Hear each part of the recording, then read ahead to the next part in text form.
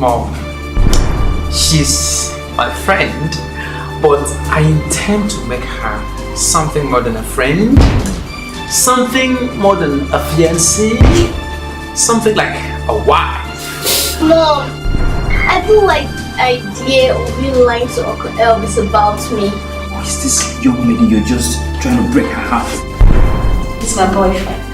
Ben, I expected you to be more reasonable than this. It's something about Lisa. Like seriously, I can kill for Lisa. You're strictly single, and that makes it perfect for me.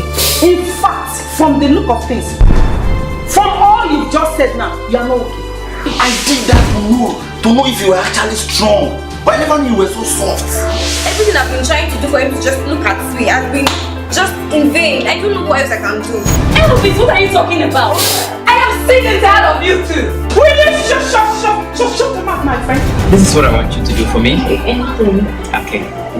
I want you to take your love and keep it. Because I am not interested and I will never be. What? So